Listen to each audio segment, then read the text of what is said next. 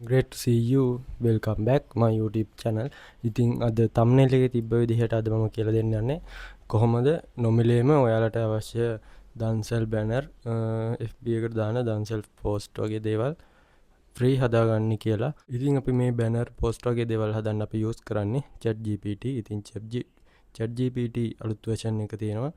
App එක ඔයගොල්ලොන්ට පුළුවන් දාගන්න. ඉතින් අපි වීඩියෝ එකට ගිහිල්ලා බලමු කොහොමද ChatGPT එකෙන් නොමිලේම FB post වගේ දේවල් ඔයාලට අවශ්‍ය ඕනම post එකක් සිංහලෙන් හදාගන්න පුළුවන්. ඔයාලට ඉංග්‍රීසි දැනුම අවශ්‍ය වෙන්නේ නැහැ. ඉංග්‍රීසි වචන දෙකක් තුනක් අපි කවුරුත් දන්නවනේ. ඉතින් ඒ ඉංග්‍රීසි වචන දෙක තුන පාවිච්චි කරලා ඔයාලට පුළුවන් හදාගන්න ලස්සන post එකක් ඔයාගේ දන්සලට. එහෙනම් අපි වීඩියෝ එකට ගිහින් බලමු කොහොමද මේක වෙන්නේ කියලා වීඩියෝ එකේදී කතා කරමු. channel එකට අලුත් කෙනෙක් නම් channel එක subscribe කරන්න කියලා ආදරේ මතක් කරනවා. එහෙනම් අපි යමු වීඩියෝ එකට. ඉතින් ඔයගොල්ලෝ දැන් ChatGPT app එක නැත්තම් ChatGPT app එක දාගන්න. ඉතින් මේ තියෙන ChatGPT app එක මම install කරලා තියෙන්නේ. මම මෙතනින් යනවා ChatGPT එකට. හරි ඉතින් ChatGPT එකට ආපුවහම මේ වගේ තමයි පෙන්වන්නේ. ඔයගොල්ලන්ට පුළුවන් email එකක් හරි email එකකින් මේකට log වෙන්න. ඉතින් දැන් ChatGPT එකට සිංහල පුළුවන් අපිට සිංහලෙන් ඕන දෙයක් එයාට කියලා හදාගන්න පුළුවන්. ඉතින් අද මම කියලා දෙන්නේ දන්සල් බැනර් එකක් හදාගන්න විදිහ ඔයගොල්ලොන්ට. ඉතින්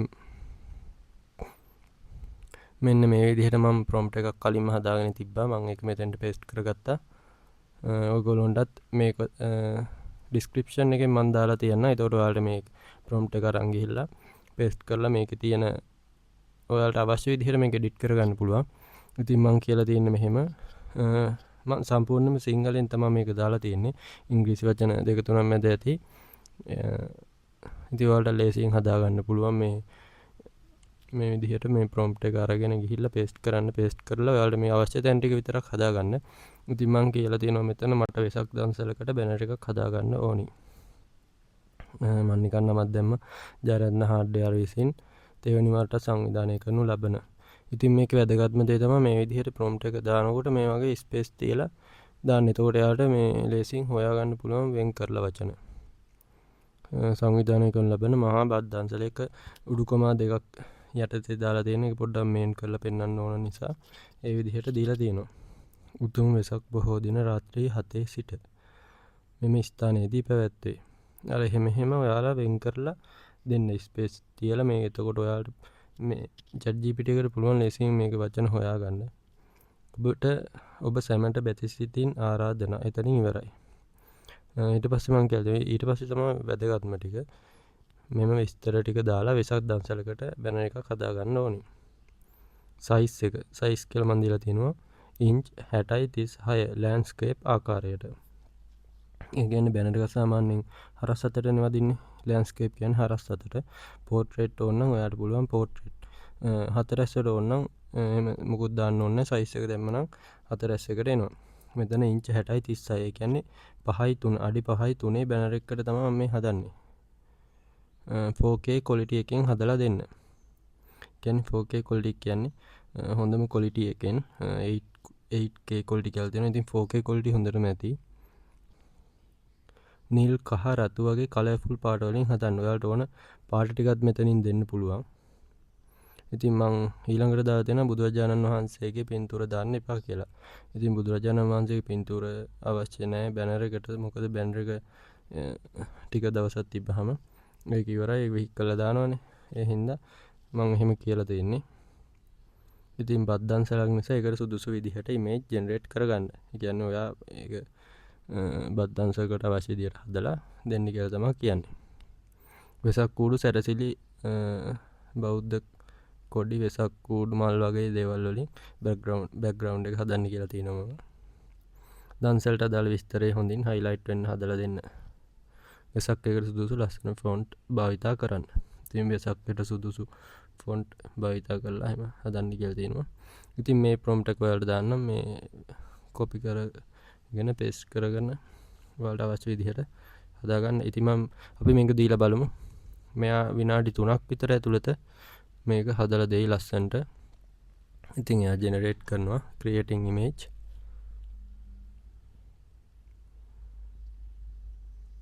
ඉතින් ඔය කට්ටියට දන්සල් බැනර් විතරක් නෙමෙයි ඔයාලට අවශ්‍ය දේවල් මේ විදිහට ලස්සනට පිළිවෙලට දීලා මෙයාට කියලා හදා ගන්න පුළුවන් ක්ලාස් පෝස්ට් ඒ වගේම තම්බ්නෙල් එක මම තම්බ්නෙල් එක හදලා තියෙන්නේ chat gpt එකට කියලා අවශ්‍ය විස්තර දීලා වගේ ෆොටෝ එකක් දුන්නාම මෙයා ලස්සනට හදලා දෙනවා. ඉතින් ෆොටෝ ෆ්‍රේම් හදන්න පුළුවන්. හැබැයි ෆොටෝස් 3යි මෙයා ගන්නෙ. ඒ ෆොටෝස් 3ෙන් තමා හදන්න. ඉතින් ෆොටෝස් 3ට වැඩිය දීලා හදන්න ක්‍රමයකුත් තියෙනවා. ඒ ක්‍රමේ ඉතින් ඔන්න හැදුනා.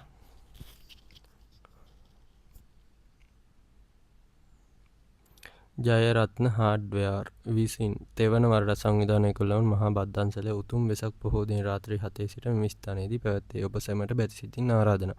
ඉතින් ජයරත්න හાર્ඩ්වෙයාර් කියන එක මේගොල්ලෝ ජයරත්න කියන කෑල්ල පොට්ටක් රයන්න හල් වෙලා තියෙනවා. ජයන්නටත් මොකද්ද පොඩි කෑල්ලක් ඇඩ් වෙලා තියෙනවා. ඒක ඔයාලට හදා ගන්න පුළුවන්. මෙතනින් අපි දෙමු ජයරත්න කියන එක මෙහෙම ඔයාලට දෙන්න.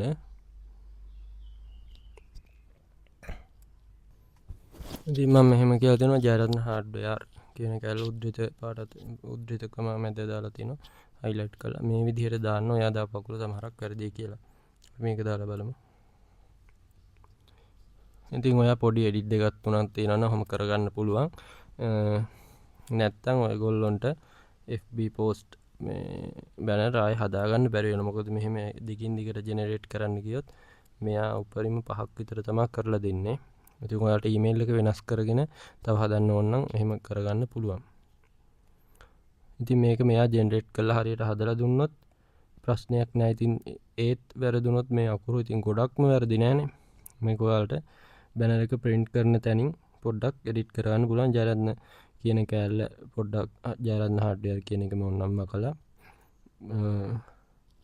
එතන ටයිප් කරලා හදලා දෙන්න ගියාම මේගොල්ලෝ හදලා දෙනවා. එහෙම ප්‍රශ්නයක් නෑ. ඉතින් මේක හරියටම 3:2 බැනර් එකට 5:3 අපි හැදුවේ 5:3ට හරියටම සයිස් කරන්න පුළුවන්. හරියටම 5:3ට එන්නේ නෑ මේක. මේ 5:3 දාලා ගත්තාම ක්වොලිටි එක අවුලන්නේ නෑ. මේ විදිහට ඔයාලට බැනර් එක හදා ගන්න පුළුවන්. මේක ඉතින් ඔයාලට යූස් කරන්න පුළුවන් FB post එකක් විදිහට. FB post එකක් මෙම ස්ථානයේදී කියලා මේක දාන්න. FB post එකට තියෙන ස්ථානේ දාලා එහෙම හදා ගන්න පුළුවන්. සයිස් එක ඕනනම් ඉල්ලලා හදන්න පුළුවන්.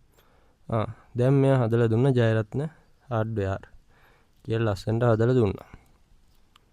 ඉතින් ඔන්න ඔය විදිහට තමයි ඔයාලට FB post banner වගේ දේවල් හදා ගන්න පුළුවන්.